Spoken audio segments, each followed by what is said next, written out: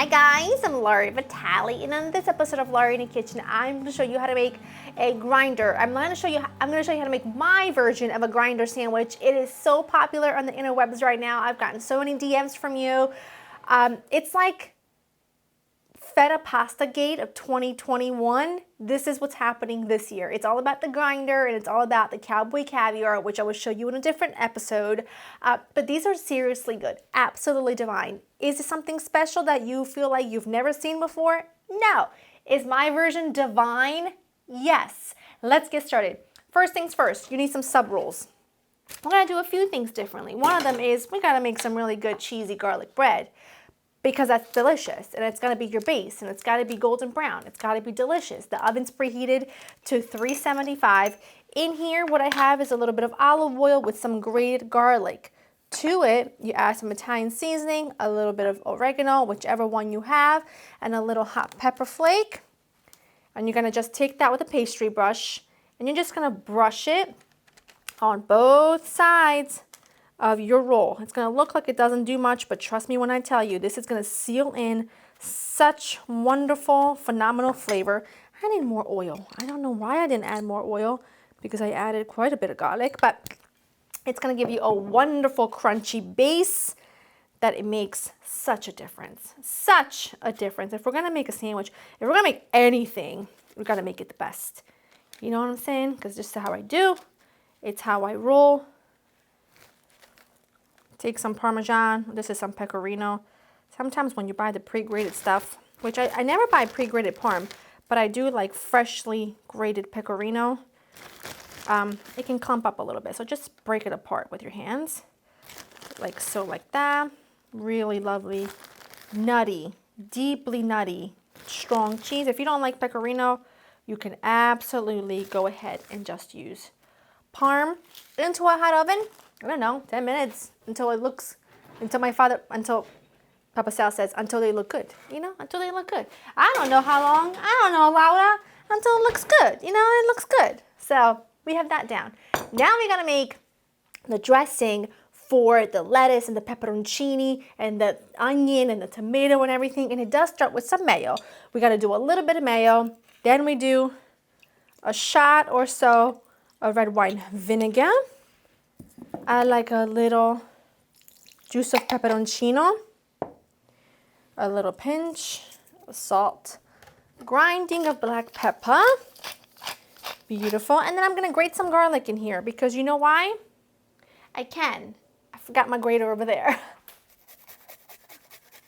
Yes. Flavor on flavor on flavor on flavor. It's what I like. It's what I'm about. A little pecorino, because why not? Stir that around. Smush down any big chunks of cheese. Now you can go as heavy or as light. Oh my gosh.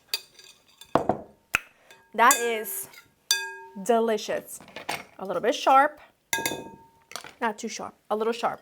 You can go as heavy or as light on your dressing, okay? I don't do too heavy because then everything loses texture, okay? I'm gonna use some iceberg and finely shredded. You can also use romaine. I don't like a mixed green for this. I don't like an arugula for this. I'm strictly a romaine or iceberg kind of a gal, simply because it has good texture, okay? Really good texture. I'm gonna add just a little bit more because I do like to pile it quite high with my lettuce. I'm only doing 2 sandwiches per person. No. 2 sandwiches tonight, 1 per person. I'm doing 1 for my sister minus the salad portion because, you know, the girl is just not a fan of something green, okay? I try, but she's just like, absolutely not. So listen, it is what it is. I'm gonna thinly slice a half of an onion, half moon, very thinly slice, and add it right to the lettuce. All right, bread out of the oven. That's exactly what I wanted to look like. And as you can tell, I took the tops and I removed them from the baking sheet because this has to go back into the oven with my salumi on there, and I don't want to put the tops back on there because I'll get too cooked. So I'm just going to do the bottom. Layer this however your heart desires.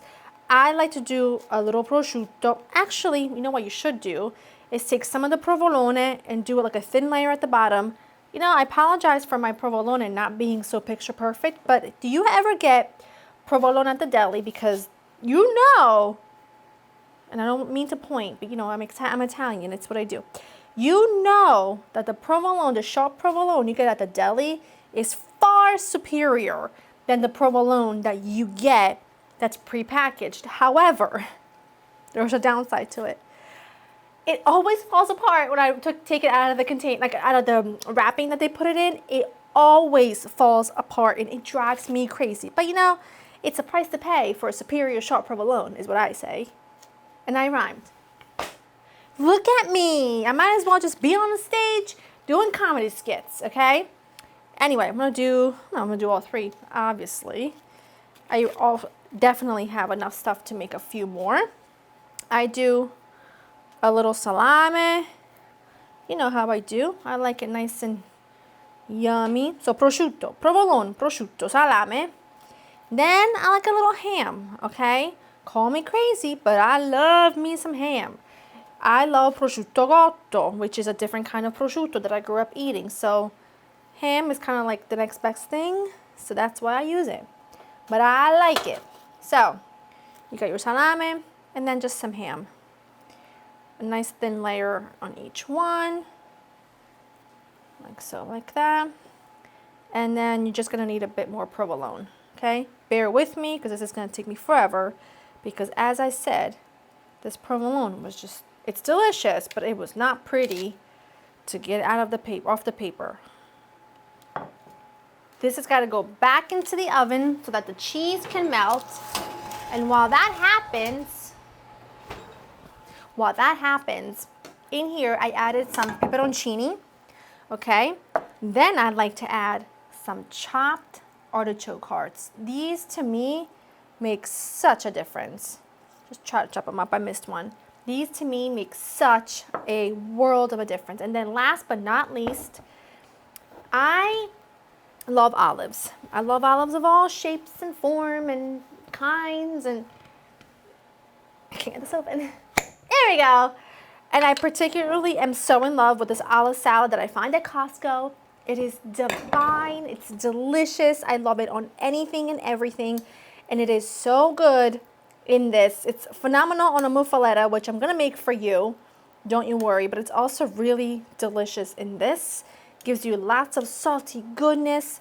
You can tell in here it's got lots of different olives, some herbs, pepperoncini. It's got carrots, it's got capers. It has all of the things that I love. So now you just take this mixture and then you just coat it in that dressing. Okay? Make sure it's well coated. That right there is what I like to see, okay? That right there is like my version of perfection. A little tomato. Of course, you gotta hit that tomato with just a touch of salt. What is wrong with me today? I think I'm just very excited. And then you take a nice scoop of this goodness. Let it spill over. Nobody cares. Okay? No one cares.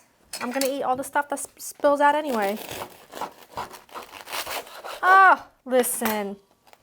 Listen to me. Yes.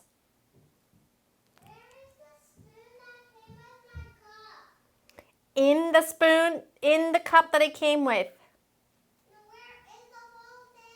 It's on this next to the sink.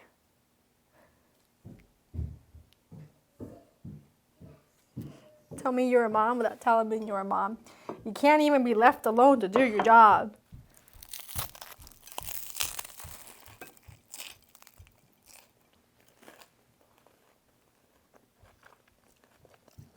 Listen, when you want the ultimate of anything you see on the interwebs, you come to me, okay? You come to me. You write me in the DMs, Instagram, I don't care where you write me. Hey Laura, I saw a bunch of people making this. I know you can do better. Show me how. And I will be happy to oblige because this is the absolute ultimate. It's crunchy. That has so much flavor. It's unreal. The bread itself has a ton of flavor. The layering of everything, the double cheese. Listen, I give up. LaurieInTheKitchen.com for the written recipe. I hope you enjoy spending time with me. I will see you in the next one. Bye.